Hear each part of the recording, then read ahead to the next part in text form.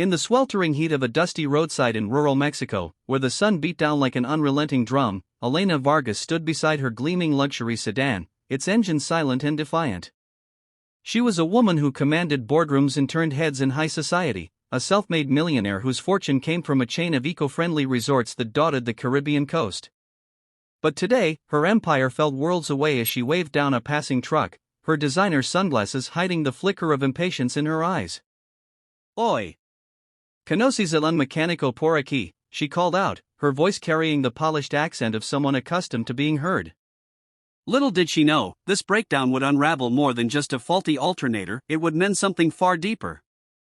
The mechanic who arrived was named Javier Ruiz, a man in his mid-40s with grease-stained hands and a quiet dignity etched into his weathered face. He ran a small garage on the outskirts of town, a place where locals brought their battered pickups and dreams of better days.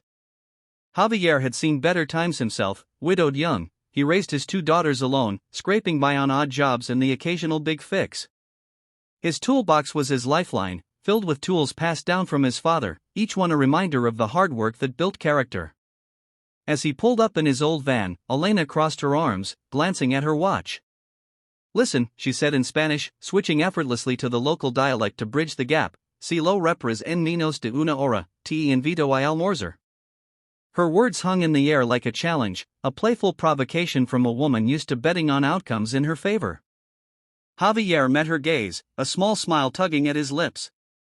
"Señora, no soy de los que corren contra el reloj. Pero hair lo mejor." Elena watched as Javier popped the hood, his movements deliberate and unhurried. She paced nearby, her high heels sinking slightly into the gravel, scrolling through emails on her phone about a multi-million-dollar deal that hinged on her arrival in the city by evening. To her, this was just a hiccup, a story she'd laugh about over cocktails later. But as minutes ticked by, she noticed things about Javier that pulled her from her digital world.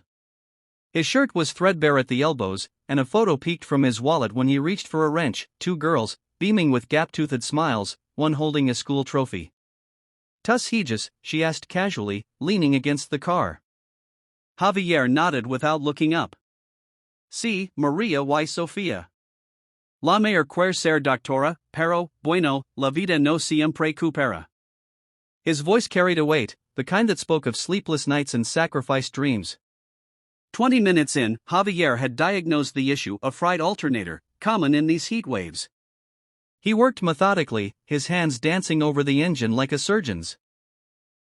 Elena, growing restless, decided to push the envelope. "Come on, mechanic. If you beat the hour, lunch is on me at the finest spot in town. But if not, well, maybe you'll owe me a story instead." It was her way of lightening the mood, a flirtation with fate born from boredom. Javier chuckled softly, wiping sweat from his brow. "Señora Vargas, I recognize you from the news. You build empires." "Me? I just fix what's broken. But alright, challenge accepted." As he spoke, Elena felt a twinge of something unfamiliar, curiosity about this man who seemed content in his simplicity. The repair progressed smoothly, but at the 30-minute mark, an unexpected snag arose.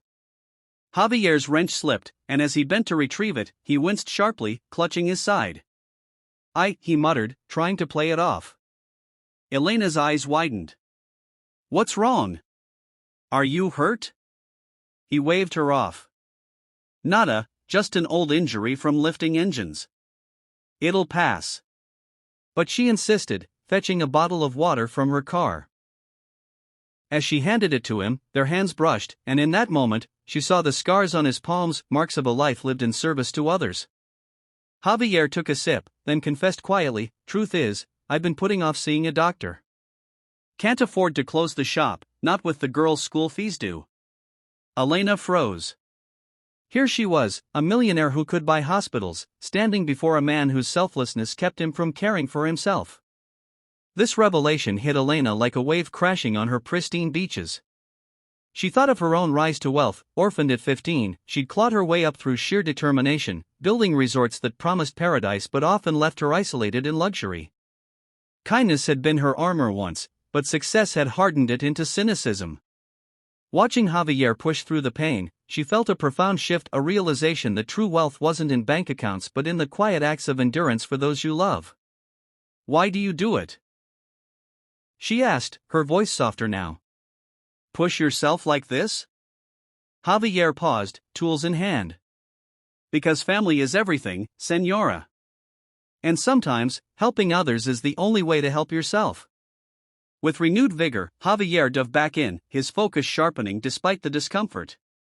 Elena, no longer pacing, knelt beside him, holding a flashlight steady as the sun dipped lower. "Tell me about your daughters," she said, genuinely interested. He shared stories, Maria's love for books, Sophia's talent for drawing. Elena laughed, sharing a tale from her youth about fixing her first bicycle with nothing but wire and willpower. The conversation flowed, bridging their worlds, and before she knew it, Javier was tightening the last bolt. "Done," he announced, starting the engine with a triumphant roar. 52 minutes. Elena clapped, her laughter echoing. "You win. Lunch it is." But as they drove to a nearby taqueria, the real turn unfolded. Over steaming tacos and fresh horchata, Javier opened up more.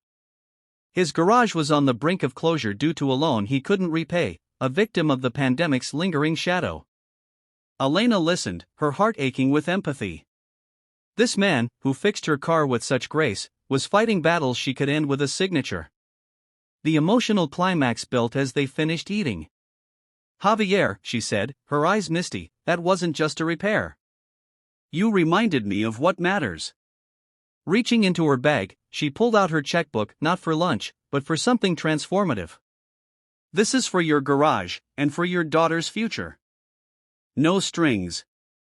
Just, pay it forward someday." Javier stared at the check, his hands trembling. It was enough to clear his debts and fund Maria's medical school dreams. Tears welled in his eyes, a rare vulnerability for a man who'd shouldered so much alone. "Senora, I don't know what to say." "Why me?" Elena smiled through her own tears. "Because kindness isn't a transaction. It's a chain. You fixed more than my car today, you fixed a part of me I'd forgotten." In that moment, their worlds collided in an act of pure compassion, transforming Javier's despair into hope and reigniting Elena's belief in humanity's power. As they parted ways, Javier hugged her awkwardly, whispering, "Gracias. You've given us a new start." Elena drove off, the sun setting in a blaze of orange, feeling lighter than she had in years. Back in her boardroom days later, she launched a foundation for small businesses in rural areas, inspired by one mechanic's selflessness. And Javier? His garage thrived, becoming a hub where he taught local kids mechanics for free, passing on the chain of kindness. In the end, it's not the challenges we issue or the bets we win that define us, but the unexpected connections that reveal our shared humanity. In a world often divided by wealth and status, a simple act of generosity can bridge any gap, leaving us all a little more hopeful, a little more whole. For in helping others, we often heal ourselves.